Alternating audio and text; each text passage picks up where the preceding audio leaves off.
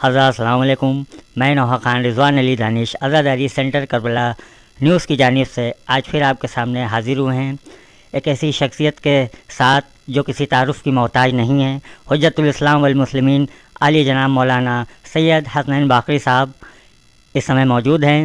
میں ان سے 2-3 مسئلوں پہ گفتگو کرنا چاہتا ہوں. ایک تو مسئلہ جناب یہ ہے کہ ہم لوگ جو ہے کہیں پر جب بیٹھتے ہیں غیر مسلم لوگ اسلام کے بارے میں سمجھ نہیں پاتے ہیں کہ جیسے کہ اسلام کیا ہے, کہاں سے آیا, کیسے اسلام کا نام پڑا. میں چاہوں گا اس مسئلے پر بھی آپ تھوڑی سی روشنی ڈالیں, جو غیر مسلم کے لوگ ہیں وہ اسلام کو بھی سمجھیں کیا ہے. اور دوسری چیز, ابھی کچھ ٹائم پہلے حجاب کو لے کے جو شہر میں پورا خلفشار مچا ہوا تھا, اس کے بعد پھر کورٹ کا بھی بیان آیا, تو اس مسئلے پہ بھی میں چاہوں گا کہ آپ کی کیا رائے ہے, آپ مومنین کو کیا پیغام دینا چاہیں گے اس میں. اعوذ باللہ من الشیطان الرجیم. بسم اللہ الرحمن الرحیم. الحمدللہ رب العالمین والصلاة والسلام علی النبی وآلہ. بہرحال سوال بہت اہم ہے اور آج کے زمانے کی ضرورت بھی ہے, اور بہت سے لوگ سوالات کرتے ہیں اور کرنا بھی چاہیے, حق ہے. اور آج ہر انسان کا ایک فریضہ ہے, وہ کسی بھی دھرم, کسی بھی مذہب کا ماننے والا ہو, وہ معلومات حاصل کرے. آج کے زمانے کی ایک بعض جگہوں پر مجبوری ہے کہ بعض لوگ صرف سنی سنائی باتوں کو اہمیت دیتے ہیں, دھیان دیتے ہیں, اور اس کی وجہ سے بہت سی غلط فہمیوں کا شکار ہوتے ہیں, خود بھی دھوکہ کھاتے ہیں اور دوسروں کو دھوکہ دیتے ہیں. لہٰذا آج ضرورت ہے کہ ہم سب صحیح بات معلوم کرنے کی کوشش کریں. اور آج سوشل میڈیا کا زمانہ ہے, مختلف راستے ہیں, آج ہم مختلف لوگوں سے پوچھ سکتے ہیں. اور دوسری چیز یہ ہے کہ اگر کسی چیز کے بارے میں ہمیں صحیح معلومات حاصل کرنا ہے تو ادھر ادھر سننے کے بجائے جو اس در والے ہیں, اس جگہ والے ہیں, ان لوگوں سے معلوم کریں. مثلا اگر ہمیں ہندو دھرم کے بارے میں معلوم کرنا ہے تو یہ نہیں ہے کہ خالی جو ہم نے سن رکھا اس کے حساب سے ہم فیصلہ کر لیں گے اس ہندو دھرم کیا ہے. جو اس کے اسکالر ہیں, جو اس کے پڑھے لکھے لوگ ہیں, واقعاً جو اس کی اصل کتابیں ہیں, ان کو ہم پڑھیں تو معلوم ہوگا. یا جیسے سنی مذہب کے لیے ہے کہ اگر صحیح معلوم کرنا ہے تو جو ان کی کتابیں ہیں اس کو معلوم کریں. یہی معاملہ شیعت کے لیے ہے, یہی معاملہ اسلام کے لیے, یعنی یہی عیسائیت و یہودیت ہر ایک کے لیے ہے کہ پہلی چیز ہوتی ہے کہ اس کی اصل کتابوں کا ہم پتہ لگائیں, اس کے اصل جو اسکالر ہیں, اس کے اصل جاننے والے ہیں, ان لوگوں کو پتہ لگائیں تو وہ بتائیں گے. اسلام کے بارے میں اگر معلوم کرنا ہے تو صحیح اسلام والے بتا سکتے ہیں, وہ یا تو خود نبی کریم صلی اللہ علیہ وسلم ہے یا ان کا گھرانہ ہے. اس لیے کہ اسلام انہی کے ذریعے سے آیا ہے اور ان کے ذریعے سے دنیا میں پیش کیا گیا ہے. اولاً دنیا میں بہت سے مذاہب ہیں, ایک مذہب ہے اسلام اس وقت, اور ایک اہم مذہب ہے جو آج ہر ایک کے لیے قابل توجہ ہے, قابل غور ہے. بجائے اس کے کہ ہم تعصب کی عینک لگائیں اور دوسروں کی باتوں پر دھیان دیں, خود ہم اپنی عقل اور اپنی فکر کے ذریعے سے ہم ہر مذہب کو پہچانیں اور ہم ہر مذہب کے بارے میں ریسرچ کریں, تحقیق کریں اور پتہ لگائیں. لہذا ہم کسی بھی مسلک سے ہوں, کسی مذہب سے, میں بہرحال اس آپ کے چینل کے ذریعے تمام ناظرین اور تمام افراد سے ایک بہرحال ریکویسٹ کروں گا اور مطالبہ کروں گا کہ خود انصاف کے ساتھ آپ آئیے, ہر مذہب کے بارے میں ریسرچ کیجیے, اور اسی طریقے سے اسلام کے بارے میں. اور اولاً یہ چیز کہ اسلام کا جو اصل میسج ہے, اسلام کا اصل پیغام ہے, اولاً خود اسلام یہ کسی انسان کا بنایا ہوا دین نہیں ہے. اسلام کے لیے خود قرآن موجود ہے, پیغمبر کے کلمات موجود ہیں, اور آج ہم مسلمانوں کا بالخصوص ہم اہل بیت کے چاہنے والوں کے شیعوں کا ایک عقیدہ ہے کہ اسلام, اور یہ حقیقت بھی ہے کہ اسلام خود اللہ کا بھیجا ہوا دین ہے. یعنی اللہ جسے ہم مختلف زبانوں سے پکارتے ہیں, بھگوان بھی کہتے ہیں, خدا بھی کہتے ہیں, دنیا کا خالق کہتے ہیں, اس اللہ نے ہمارے لیے قانون بھیجا ہے, ہمارے لیے ایک راستہ بتایا ہے. اس راستے اور قانون کا نام اس نے اسلام رکھا ہے.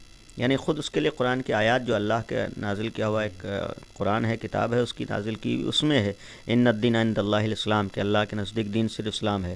ومن یبتغی غیر الاسلام دینا فلن یقبل منہ, یا اس طریقے کی جو آیات ہیں. اولاً تو پہلی چیز یہ کنفرم ہے کہ اسلام اللہ نے بھیجا ہے, قانون بنایا ہے. تو اب اللہ کسی بھی زبان میں ہم جائیں, وہ دنیا کا خالق ہے. جب دنیا کا خالق ہے تو جتنا اچھا قانون وہ بنا دے گا کوئی اور نہیں بنا سکتا ہے. تو پہلی چیز آپ یہ یقین رکھیے کہ اسلام کسی حتیٰ حضرت محمد صلی اللہ علیہ وسلم کا بنایا ہوا قانون نہیں ہے, صرف حضرت محمد صلی اللہ علیہ وسلم کا لایا ہوا قانون ہے. یعنی آپ نے دنیا میں قانون پیش کیا ہے, اللہ کی طرف سے لے کر آئیں. تو اولاً یہ اللہ نے قانون بنایا ہے, اسلامی قانون, اسلام جو, اور پھر یہ آخری نبی کے زمانے میں یہ اسلام آ گیا. اب اس میں تبدیلی نہیں آئے گی, اور یہی اسلام آگے چلنا ہے. آج بھی وہی اسلام ہے, آئندہ بھی یہی اسلام باقی. تو اب اگر اللہ نے اسلام بنایا ہے تو ہر زمانے کے لیے بنایا ہے، کسی خاص زمانے کے لیے نہیں ہے۔ ایسا نہیں کہ اسلام خالی پیغمبر کے زمانے کے لیے تھا یا آج صرف خالی ہمارے زمانے، نہیں، ہمیشہ کے لیے ہے۔ جب پیغمبر کے اوپر دین مکمل ہو گیا اور اسلام مکمل ہو گیا اور خود جو ہے پیغمبر نے اس کو قیامت تک کے لیے دین بتایا ہے، اللہ نے پیغمبر کے ذریعے بھیجا ہے، تو قیامت تک کے لیے جو ضرورتیں ہیں اس کو اسلام پورا کرے گا۔ تو اسلام کا مطلب یہ ہے کہ انسانوں کی جو ضرورتیں ہیں اسے پورا کیا جائے۔ لہذا اسلام میں جتنے قوانین ہیں، اولاً یہ تمام قوانین خود انسان کی ضرورتوں کو پورا کرنے کے لیے۔ جب اللہ کا بنایا ہوا قانون ہے تو اس میں یہ بھی ایک چیز غور کرنے کی کہ اللہ کو کسی چیز کی ضرورت نہیں ہے، یعنی وہ ہمارا محتاج نہیں ہے، اس قانون کا اس کو فائدہ نہیں، ہمارے فائدے کے لیے اس نے قانون بنایا ہے۔ مثلا کوئی اسکول کھول رہا ہے، کوئی کالج کھول رہا ہے، کوئی ادارہ کھول رہا ہے، کوئی سوسائٹی کھول رہا ہے، تو اس میں کچھ نہ کچھ ایک فائدے نظر میں رکھ کے قانون بناتا ہے۔ تو جیسے ایک چھوٹے سی جگہ پر ہم قانون بناتے ہیں، ویسے اللہ نے اس دنیا کے لیے، اپنی مخلوق کے لیے قانون بنایا ہے، اس قانون کو اسلام کہتے ہیں۔ اور ایک چیز اور میں نے بعض جگہوں پر بھی عرض کی ہے کہ خود اسلام کا جو ورڈ ہے، اسلام کا جو لفظ ہے، اس سے معلوم ہو رہا ہے کہ اسلام کا میسج کیا ہے۔ ایک معنی اسلام کے سلامتی ہے، یعنی اسلام اپنے اس نام سے میسج دے رہا ہے کہ ہم اپنے قانون میں اور اپنے مذہب میں اور اپنے دین میں سلامتی کا پیغام دے رہے ہیں، اور ہم سلامتی چاہتے ہیں۔ اسلام خود سلامتی کا مذہب ہے، اسلام سلامتی کا پیغام دینا چاہتا ہے۔ اسلام ہر آدمی کو سلامتی کا راستہ بتاتا ہے۔ اب ہر انسان کی عقل کہتی ہے کہ ہمیں سالم ہونا چاہیے، یعنی محفوظ ہونا چاہیے، ہماری سلامتی ہونا چاہیے، ہم جو ہے کسی طریقے کے نقصان نہ اٹھائیں۔ تو اب ہم اپنے حساب سے قانون اگر بنائیں تو ہم تاریخ میں دیکھ رہے ہیں جب لوگ قانون بناتے ہیں تو اس میں کمیاں ہوتی ہیں، یعنی تبدیلیاں بھی آتی ہیں، کمیاں بھی ہوتی ہیں، نقائص بھی ہوتے ہیں، اور ہم جب بنائیں گے اپنے حساب سے بنائیں گے اپنے، لیکن جس نے ہم کو پیدا کیا اگر وہ قانون بنا رہا تو اس میں کوئی کمی نہیں ہوگی، کوئی نقص نہیں ہوگا۔ تو اولاً اسلام اللہ کا بنایا ہوا قانون ہے، جب اس کا بنایا ہوا قانون، اس میں کوئی کمی نہیں ہو سکتی۔ اور دوسری چیز ہم اپنی ذمہ داری بس کہیں کہ اسلام کا جو قانون ہے، اسلام دین ہے، یہ اولاً عقل کے معیار پر پورا اترتا ہے، یعنی اسی لیے ہمارے ہاں ایک حدیث ہے کہ لا دینہ لمن لا عقل لہ، یا لا عقل لہ لمن لا دین لہ، یہ بھی جس کے لیے دین نہیں اس کے لیے عقل نہیں، جس کے لیے عقل نہیں اس کے لیے دین نہیں ہے۔ یا ہر اسلامی قانون عقل کے معیار پر پورا اترتا ہے، اور دین کا مطلب عقل ہے، عقل کا مطلب دین ہے۔ اس کا مطلب ہے کہ اسلام وہ قانون بتائے گا جو ہر انسان کی عقل تسلیم کرے، عقل قبول کر۔ آج بہت سے لوگ کہیں کہ ہمیں اسلام کا فلاں قانون سمجھ میں نہیں آتا۔ اولاً اس میں دو چیزیں، ہو سکتا ہے ہم صحیح قانون تک پہنچے نہ ہوں۔ آج کے زمانے کی سب سے بڑی غلط فہمی یہ ہوتی ہے بعض لوگوں کے ساتھ کہ وہ صحیح اسلامی قانون نہیں سمجھ پاتے ہیں۔ تو سب سے پہلے ہمیں یہ طے کرنا ہوگا صحیح قانون کیا ہے۔ صرف سن کے قانون کو نہیں طے کیا جاتا ہے، اور پھر کون لوگ اسلام کو بتانے والے ہیں، کون لوگ قانون بتانے والے۔ اسلام کو ہر ایک نہیں بتا سکتا ہے، یا جو بھی اپنے کو مسلمان کہہ رہا وہ اسلام نہیں بتائے گا۔ بھئی اصل اسلام والے ہیں، وہ یا تو قرآن بتائے گا یا قرآن والے، تو ہم ان سے پوچھیں قرآن کا قانون کیا ہے، اصل اسلام کا قانون کا، ایک چیز ہے۔ دوسری چیز جو میں نے کہی کہ اسلام کا ہر قانون عقل کے معیار پر، تو آج ہمارے یہاں بعض لوگ کہتے ہیں کہ یہ تو ہماری عقل میں نہیں آتا ہے۔ تو سب سے پہلے ان لوگوں کو یہ طے کرنا چاہیے کہ یہ جو آپ کہہ رہے ہیں ہماری عقل میں نہیں آ رہا، یہ آپ کی عقل ہے یا آپ کی خواہشات ہیں، یا آپ کی عقل ہے یا آپ کا نفس ہے، آپ کی اپنی سوچ ہے، اپنی پسند ہے۔ کبھی کبھی آدمی اپنے نفس اور اپنی سوچ اور اپنی پسند کو جس کو ہم لوگ کہتے ہیں ہمارے دل میں آ رہا ہے، تو اس کو اپنی عقل سمجھ لیتے ہیں۔ تو عقل اور ہے اور ہمارا دل میں جو آ رہا ہے یہ اور ہے، ہماری خواہشات اور ہیں، ہماری اپنی پسند اور ہے۔ تو پہلی چیز ہے کہ ہم عقل کو پہچان اور اس کے معیار پر پرکھیں، تب اسلام سمجھ میں آئے گا۔ تو پہلی چیز ہے کہ خود اسلام ایک بہترین مذہب ہے، ایک بہترین دین ہے۔ پیغمبر اسی لیے آئے تھے کہ اللہ نے جن لوگوں کو خلق کیا ہے ان کے لیے ایک ایسا راستہ بتائیں کہ وہ لوگ اللہ تک پہنچ سکیں، وہ اپنے لیے ایک کامیابی اور نجات، ایسا قانون بتایا ہے کہ جس سے ہماری دنیا بھی بن جائے اور ہماری آخرت بن جائے، یعنی ہم یہاں بھی سالم رہیں اور وہاں بھی ہم سالم رہیں، ہماری یہاں بھی حفاظت اور وہاں بھی حفاظت۔ تو پہلا مسئلہ یہ ہے۔ البتہ اس سلسلے میں ضرورت ہے کہ ایک ڈیٹیل میں اور تفصیل سے ہم گفتگو ہو اور اس سلسلے میں لوگ آئیں، ریسرچ کریں، لیکن مختصر وقت میں صرف اتنا ہی عرض کروں گا کہ آپ اسلام کے بارے میں آج سنی سنائی باتوں پہ نہ جائیے، آپ خود ایک انصاف سے، اگر واقعاً آپ انسان ہیں اور ذرہ برابر آپ کے اندر انسانیت اور انصاف پایا جاتا ہے تو آپ انصاف سے آئیے، تحقیق کیجیے، ریسرچ کیجیے۔ میں اپنی ذمہ داری پر عرض کر رہا ہوں کہ جو بھی اسلام کے بارے میں ریسرچ کرے گا وہ کبھی بھی نفرت کی بات نہیں کرے گا، کبھی بھی بھید بھاؤ کی بات نہیں کرے گا۔ اور اس کا سب سے بڑا ثبوت یہ ہے کہ اگر ہم تاریخ میں دیکھیں، آج اسلام کو تقریباً 1400 سال ہو گئے، یعنی پیغمبر اکرم اسلام لے کر آئے تھے اللہ سے پہلے، اس سے پہلے اللہ کی طرف سے اس سے پہلے بھی اور دین آتے رہے ہیں، لیکن مکمل دین جو ہوا ہے پیغمبر سے لے کر آج تک تقریباً 1400 سال کی تاریخ گواہ ہے کہ اکیلے پیغمبر اکرم نے اسلام کو پیش کیا تھا۔ آج کتنی تعداد میں لوگ مسلمان ہیں؟ یہ اتنی تعداد میں خود بخود چلے گئے ہیں؟ یہ تو ہر آدمی کو سوچنا چاہیے کہ کچھ نہ کچھ تو اسلام میں ہے کہ اتنے لوگ اسلام کی طرف آئے ہیں، اور آج بھی آتے چلے جا رہے ہیں، اسلام کا دائرہ بڑھ رہا ہے، پھیل رہا ہے۔ تو پہلی چیز ہے کہ اتنے لوگوں آنا بھی ہے، خود پیغام میں کچھ نہ کچھ ہے تبھی تو آ رہے ہیں۔ اور دوسری تو میں اپنی ایک ذمہ داری پر کر رہا ہوں کہ آپ اسی ہندوستان کے اندر دیکھیے، آج ہمارے کتنے ہندو بھائی ہیں، کتنے سکھ بھائی ہیں، کتنے عیسائی ہیں، کتنے یہودی ہیں جنہوں نے اسلام کے بارے میں ریسرچ کی، خود اسلام سے متاثر ہوئے ہیں۔ یعنی جن لوگوں نے ریسرچ کی ہے، آج ہمارے ہاں بہت سے ایسے پڑھے لکھے افراد ہیں جنہوں نے واقعاً اسلام کے بارے میں ریسرچ کی، اسلام کو، تو ایسے پڑھے لکھے افراد کا اسلام کے بارے میں ریسرچ کر کے اسلام سے متاثر ہونا یا بہت بڑی تعداد کے اسلام کو قبول کر لینا، اس بات کی دلیل ہے کہ اسلام میں کوئی کمی نہیں۔ اگر لوگوں کو کمی نظر آتی ہے تو صرف جو سن رکھی ہیں اور اپنے ذہنوں میں بٹھا رکھا ہے بعض باتیں، اس کی وجہ سے۔ آپ واقعاً اسلام کے بارے میں آئیے، تحقیق کیجیے۔ ہرگز کوئی نہیں کہتا ہے کوئی مسلمان بن جائے، بلکہ صرف یہ ہے کہ آپ تحقیق کیجیے، آپ جو ہے معلوم کیجیے، اور آپ اگر واقعاً دیکھنا چاہتے ہیں کہ اسلام میں کچھ بات ہے تو آپ ان لوگوں کو بھی دیکھیے جنہوں نے اسلام کے بارے میں ریسرچ کی تھی اور انہوں نے خود اسلام کو، آج ایک پوری دنیا میں ہم جائیں تو لاکھوں نے کروڑوں لوگوں کی تعداد میں ہیں جنہوں نے اسلام کے بارے میں تحقیق کر کے اسلام کو مانا ہے، اسلام کو قبول کیا ہے۔ آپ کے ہندوستان میں ایک بہت بڑی تعداد ہے، ہمارے بہت سے ہندو بھائی ہیں جنہوں نے اسلام مذہب کو قبول کیا۔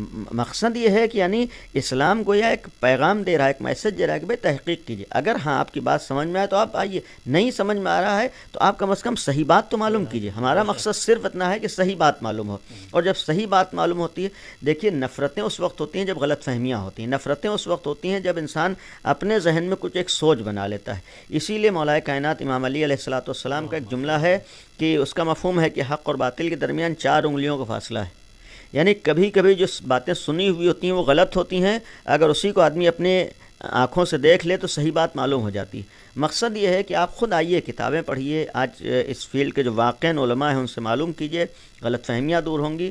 اسلام بہت اچھا دین ہے، اسلام بہت اچھا مذہب ہے، اسلام بھائی چارے کا مذہب ہے، اسلام ایک شانتی کا مذہب ہے، اسلام ایک امن و امان کا مذہب ہے، اسلام کا ہر پیغام گویا ایک انسان کو سلامتی کا راستہ دکھاتا ہے۔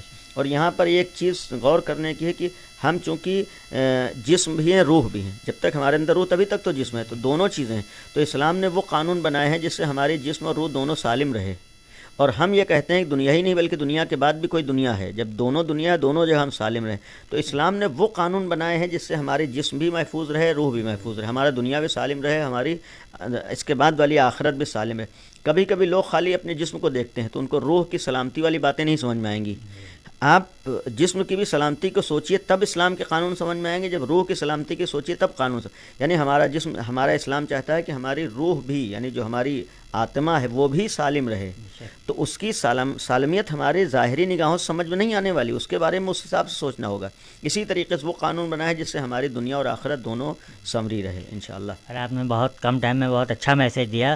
میں نے آپ کی مجالسیں اور تقریریں سنی تو جب سے میں نے دیکھا یہ حجاب والا مسئلہ اٹھا تھا، اس مسئلے میں آپ نے ہر مجلس میں حجاب والا مدعا ضرور اٹھایا، تو اس کے بارے میں آپ کیا کہنا چاہیں گے؟ دیکھیے حجاب اور پردے کا معاملہ ہے، اس کو بھی غلط رنگ پیش کیا گیا، غلط انداز سے پیش کیا گیا، ورنہ اسلام کا یہ قانون اولاً اسلام کا نہیں ہے بلکہ دنیا کے ہر مذہب میں حجاب کا تصور پایا جاتا ہے۔ آپ خود اپنے مثلا یہودیوں میں آئے، یہودیوں کو معتبر کتابوں میں حجاب کا تصور ہے، عیسائیت میں ہے، ہمارے ہندو مذہب میں ہے، آپ پرانی تاریخ جائیے، ہندو مذہب میں باقاعدہ حجاب کا تصور، آج بھی بہت سی عورتیں بعض جگہوں میں جائیے گھونگھٹ کاٹتی ہیں، یہ بھی ایک طرح کا حجاب ہے۔ اس طریقے کے بہت سے تصورات کتابوں میں تذکرہ۔ اصل مقصد حجاب کا ایک عورت کی عظمت اور اہمیت کو بیان کرنا، ایک اس کی ویلو کو بیان کرنا ہے۔ حجاب کا مطلب یہ ہوتا ہے کہ آج دنیا جو لوگ حجاب کی مخالفت کرتی، اسلام یہ چاہتا ہے کہ عورت لوگوں کے ہاتھوں کھلونا نہ بنے، اسلام یہ چاہتا ہے کہ عورت کو لوگ اپنے مفاد کا ذریعہ نہ بنائیں، اسلام یہ چاہتا ہے کہ عورت کو اپنے کاروبار بڑھانے کا ذریعہ نہ بنائیں، اسلام یہ چاہتا ہے کہ عورت کو لے جا کے کاؤنٹر پہ نہ بٹھا کر لوگ پبلک اپنے جو ہے کہ زیادہ لوگ ہمارے ہاں آئیں، یہ نہ ہونا چاہیے۔ اسلام یہ چاہتا ہے، اسلام یہ چاہتا ہے کہ جس طریقے سے ایک مرد کی ویلو ہے ویسی ایک عورت کی ویلو ہونا چاہیے، اسلام یہ چاہتا ہے کہ جیسے ایک مرد کا احترام ہو ویسی عورت کا احترام ہونا ہونا چاہیے۔ اسلام نے مثلا ایک انسان کے اندر ایک اپنی خواہشات رکھیں، اس کے لیے اسلام کہتا ہے کہ ہر ایک کو حق نہیں ہے کہ جس کی طرف چاہے غلط نگاہ سے دیکھ لے۔ اسلام کہتا ہے کہ یہ رشتہ صرف محرم کے درمیان، میاں بیوی کے درمیان ہو چاہے۔ آج دنیا یہ چاہتی ہے کہ اس پابندی کو ختم کر دیا جائے، اس رشتے کے احترام کو ختم کر دیا جائے، عورت کی عزت و آبرو کو باقی نہ رکھا جائے۔ نہیں، اگر عزت اور آبرو ہے تو اس وقت ہے کہ جب غلط نگاہیں اس کی طرف نہ پڑیں، اس کی حفاظت کا کوئی طریقہ ہونا چاہیے، اس کی حفاظت کا کوئی انتظام ہونا چاہیے۔ اور آج معاملہ یہ ہے کہ جتنا زیادہ بے حیائی بڑھتی ہے، جتنا زیادہ عریانیت بڑھتی ہے، جتنا زیادہ عورت یعنی کھلے عام دنیا میں سامنے سماج میں اور معاشرے میں آتی ہے اور سوسائٹی میں آتی ہے، بازاروں میں آتی ہے، اتنا ہی زیادہ لوگوں کو بہکنے کے چانس زیادہ ہوتے ہیں۔ اگر آپ خود انصاف سوچیے، مذہب سے ہٹ کے سوچیے کہ آج ہمارے یہاں تمام عورتیں مثال کے طور پر نامحرم جو غیر مرد ہیں، دوسرے غلط لوگ ہیں، ان کے سامنے یوں ہی نہ آئیں، تو پھر بہت سے لوگ گناہوں سے بچے رہیں گے، بہت سے لوگ برائیوں سے بچے رہیں گے۔ اس کا مطلب ایک سماج بچے گا، ایک سوسائٹی بچے گی۔ حجاب کا پہلا مقصد عورت کو بچانا ہے اور سماج کو بچانا ہے برائیوں سے، گناہوں سے۔ اسلام ہرگز اجازت نہیں دیتا ہے کہ کسی عورت پہ کوئی غلط نگاہ ڈالے۔ اس کے بعد کی منزلیں تو بہت بات کی ہیں، یعنی وہ کسی کے ساتھ غلط سمبند اور غلط تعلقات، یہ تو ہرگز اسلام میں اجازت ہے ہی نہیں۔ اسلام اس سے پہلے اجازت نہیں دیتا ہے۔ وہ کہتا ہے کہ عورت ایک عزت والی جگہ، ذات کا نام ہے، ایک وقار ہے، اس کا اپنا احترام ہے۔ احترام کا مطلب ہے کہ حتیٰ غلط نگاہوں سے نہ دیکھیں آپ۔ تو اور دوسری چیز یہ ہے کہ ابھی میں نے ابتدا میں کہا کہ اسلام اس کا قانون ہے کہ جس نے ہم کو پیدا کیا ہے، تو جس نے ہم کو پیدا کیا ہے وہ ہمارا زیادہ ہمدرد ہے۔ جب وہ ہمارا ہمدرد ہے تو اس نے ہمارے لیے حجاب کا قانون بنایا ہے۔ آج بعض لوگ کہتے ہیں قرآن میں کہاں اس کا ضروری ہونا ثابت۔ بھائی قرآن سے آپ ہر چیز سمجھ نہیں سکتے ہیں۔ آپ قرآن، اسی لیے میں نے شروع میں کہا تھا کہ اسلام میں اصل قانون کیا ہے وہ قرآن والوں سے آپ پوچھئے، اسلام والوں سے پوچھئے۔ خود قرآن میں ہر چیز کی ڈیٹیل موجود نہیں ہے۔ پیغمبر کے اوپر قرآن اسی لیے نازل کیا گیا، ایک پیغمبر ڈیٹیل بتائیں گے۔ قرآن میں کہیں نہیں لکھا ہے کہ آپ دن میں 5 دفعہ نماز پڑھیے اور 5 طریقے سے نماز پڑھیے، مغرب کی 3 رکعتوں، عشاء کی۔ یہ آپ نے کہاں سے سیکھا ہے؟ یعنی کیسے معلوم ہوا؟ یعنی کوئی بتانے والا تھا تب۔ اسی طریقے سے حجاب کا حکم تو قرآن میں ہے، لیکن حجاب کا پورا مکمل قانون کیا ہے، ضروری ہے، غیر ضروری نہیں ہے، یہ ہر آدمی نہیں سمجھ سکتا ہے۔ یہ آئے قرآن والوں سے پوچھیں۔ تو آج یہ مسلمات میں سے ہے کہ حجاب کا مطلب ہے کہ مرد اور عورت کے درمیان غلط موقع فراہم نہ ہونے پائیں، ایک عورت کی عزت باقی رہے، عورت کا وقار باقی رہے۔ ہمارے یہاں خالی کپڑے کا نام حجاب نہیں ہے، خالی یعنی ایک خاص کپڑا مراد نہیں ہے۔ یہاں پر یہ ہے کہ کسی بھی غیر مرد کو اجازت نہ ہو کہ کسی عورت کی طرف غلط نگاہ اٹھا کر دیکھ سکے اس طریقے سے۔ اسی لیے مثال کے طور پہ آج ہمارے ہاں اس کے نمونے بھی ہیں کہ بعض لوگ جو غلط فہمی پھیلاتے ہیں کہ حجاب کا مطلب کونے میں بٹھا دو، ہرگز کونے میں بٹھانا نہیں ہے۔ اسلامی تاریخ میں دیکھیں کہ عورتوں نے حجاب کے ساتھ کون سا میدان جو سر نہیں کیا ہے۔ آج اس کا بہترین نمونہ خود ایران میں عورتیں حجاب میں مثلا ہر فیلڈ میں ہیں۔ جب ہر فیلڈ میں ہے حجاب کے ساتھ، اس کا مطلب اسلام یہ نہیں کہہ رہا کہ حجاب کا مطلب گھر میں بیٹھے، حجاب کا مطلب ہر فیلڈ میں جاؤ، ہر جگہ جاؤ، لیکن ایک اپنی عزت و وقار کے ساتھ جاؤ، اپنے احترام کو باقی رکھ کے جاؤ، وہاں غلط لوگوں کو موقع نہ دو۔ تو یہ مسئلہ ہے۔ اور پھر دوسری بات یہ ہے کہ حجاب ایک واقعاً اگر انصاف سے دیکھیں، ہم خود جس وقت سماج میں آتے ہیں، سوسائٹی میں آتے ہیں، باہر نکلتے ہیں، جو عورتیں مثلا لباس کے ساتھ ہوتی ہیں تو ہر آدمی اس کی طرف نہیں دیکھتا ہے، لیکن جو یوں ہی آتی ہیں ہر غلط نگاہ اس کو دیکھتی ہیں۔ تو اب تو یہ ہر آدمی کو سوچنا چاہیے، بھائی ہماری چاہے بہن ہو، ہماری چاہے ماں ہو، ہماری بیوی ہو، ہماری بیٹی ہو، یہ اس کی ویلیو ہماری نگاہ میں ہونا چاہیے نہ ہونا چاہیے؟ اگر ہونا چاہیے تو کیا ہماری انسانی غیرت یہ گوارا کرے گی کہ مثلا ہماری بہن، بیٹی و ماں کو کوئی غلط نگاہ سے دیکھے؟ نہیں گوارا کرے۔ اگر واقعاً آدمی انسان ہے، واقعاً آدمی کے اندر انسانی غیرت ہے، آدمی کے اندر حیا ہے، تو کبھی گوارا نہیں کرے گا مثلا اس کی گھر کی عورت کو کوئی غلط نگاہ سے دیکھ رہا ہو۔ اور ظاہر سی بات، آج سماج میں جب آدمی بے پردہ نکلتا ہے تو ہر غلط نگاہ اس کو دیکھتی ہے۔ تو یہ تو ایک اسلام ہی نہیں بلکہ ہر مذہب میں ہونا چاہیے، ہر دین میں ہونا چاہیے، ہر مسلک میں ہونا چاہیے کہ حجاب ہر عورت کو کرنا چاہیے، ہر مرد کو حجاب کروانا چاہیے۔ حجاب کا مطلب یہ نہیں اس کی عزت باقی رہے۔ اور پھر آخری بات یہ ہے کہ ہم اپنے ملک ہندوستان میں بات کریں، ہمارا الحمدللہ ایک ایسا دیش رہا ہے جہاں ہمیشہ بھائی چارہ رہا ہے اور یہاں محبتوں کی باتیں ہمیشہ ہوتی رہی ہیں، اور یہاں پر ایک دوسرے کے ساتھ ہمیشہ رہیں۔ کوشش یہ کرنا چاہیے کہ ایسی باتیں ہوں جس سے یہ محبتیں باقی رہیں، محبتیں آگے بڑھ سکیں۔ کوئی ایسی بات نہ ہو جس سے آپس میں دوریاں ہوں، اس لیے کہ کسی بھی جگہ پر رہنے کے بعد ذرا سے نفرتیں یا دوریاں اس ملک کے نقصان کا سبب بنتی ہیں۔ ہم سب کو دیش سے اپنے محبت ہے، اپنے بھارت سے محبت ہے، اپنے ہندوستان سے محبت ہے، لہذا ہم لوگ کوشش کریں کہ وہ کام کریں جس سے ہمارا دیش باقی رہے، اور اس دیش کے باقی رہنے کے لیے آئیں ہر چیز میں کہ جو جس کا حق ہے اس کو ملنا چاہیے۔ اگر حجاب کی بات ہو، دیکھیے اسلام کا حجاب اسلامی حکم ہے، اس اسلام ایک دین ہے، ایک مذہب ہے، ایک کلچر ہے، ایک اللہ کا پیغام ہے. جب وہ پیغام ہے، آپ اسی دیش کے اندر ہر مذہب کو اجازت دے رہے ہیں کہ وہ ہر جگہ جا سکتا ہے اپنے مذہب کے ساتھ، اپنے مذہب کی پہچان کے ساتھ. آج ہمارے ہاں بعض اہم عہدوں پر لوگ اپنے مذہبی لباس کے ساتھ ہیں، جو ان کے حق ہے وہاں پر بیٹھنے کا، اس لیے کہ ان کی اپنی پہچان ہے، نہ ان کا حق چھینا جا سکتا ہے. آج ہمارے ہاں سکھ بھائی ہیں، انہوں اپنی پہچان کے ساتھ ہر جگہ جا سکتے ہیں. تو اسی طریقے سے اسلام جو حکم دے رہا ہے، اسلام کا قانون ہے، تو جو لوگ اسلام کو فالو کر رہے ہیں، جو مسلمان ہیں، ان کو اپنے دین پر عمل کرنے کی اجازت ہونی چاہیے. انہیں اس بات کی اجازت ملنی چاہیے کہ وہ جائیں اپنے مذہب پہ عمل کریں. ہم اس کو بنیاد نہیں بنا سکتے ہیں کہ کچھ لوگ نہیں عمل کریں. آج مثال ہندو دھرم ہے، ایسا نہیں کہ 100% ہندو دھرم پہ عمل کرتے ہوں. بہت سے ایسے ہیں ان کا مذہب کچھ کہہ رہا کر کچھ رہے ہیں. ایسا نہیں کہ ہر مذہب، سکھ میں ہے، عیسائیت میں، ہر ایک 100% نہیں عمل کرتے. اسلام میں بھی ہو سکتا ہے کہ ہر ایک اسلام پر عمل نہ کرا، لیکن اسلام کا قانون اپنی جگہ مسلم ہے. جب مسلم ہے تو پھر یہاں ہمارے یہاں اجازت ہونی چاہیے، ہر انسان کو آزادی. اور جب خاص کر ایک نعرہ یہ ہو کہ بیٹی بچاؤ بیٹی پڑھاؤ، تو پھر بیٹیوں کو حق ہو کہ ان کے بچاؤ جو ہے ان کی حفاظت کے ذریعے سے ہو. بچاؤ کا مفہوم یہ بھی ہونا چاہیے کہ غیر نگاہیں اسے نہ دیکھنے پائیں. بچاؤ کا مطلب یہ ہونا چاہیے کہ غلط لوگ اس کے ساتھ غلط طریقہ نہ اپنانے پائیں. بچاؤ کا مطلب یہ ہونا چاہیے. بچاؤ کا مطلب یہ ہونا چاہیے کہ ان کے ساتھ کوئی غلط کام نہ ہونے پائے. یہ بچاؤ، اور یہ بچاؤ حجاب و پردے کے ذریعے ہو سکتا ہے. کہ بیٹی بچاؤ کا مطلب یہ ہے کہ ہم اسے حجاب و پردے کے ساتھ باہر لائیں تاکہ اس کی واقعی بچاؤ ہو سکے، حفاظت ہو سکے. اور جب بیٹی پڑھاؤ ہے تو پڑھانے کے لیے جس طریقے سے جانا چاہ رہی ہم اسے اجازت دینا چاہیے، یعنی ہم اس کے پڑھائی میں رکاوٹ نہ بنے. اس لیے کہ آج کوئی بھی پڑھے لکھے گا اس سے دیش ترقی کرتا ہے.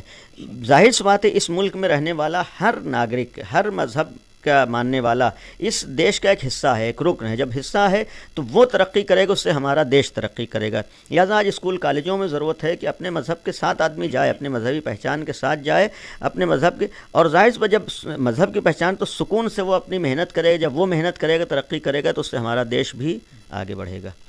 بہت بہت شکریہ. عزاداری سینٹر کربلا نیوز کے حوالے سے جناب مولانا حسن باقری صاحب نے پورے ملک کو بہت اچھا میسیج دیا ہے. میں آپ کا شکر گزار ہوں.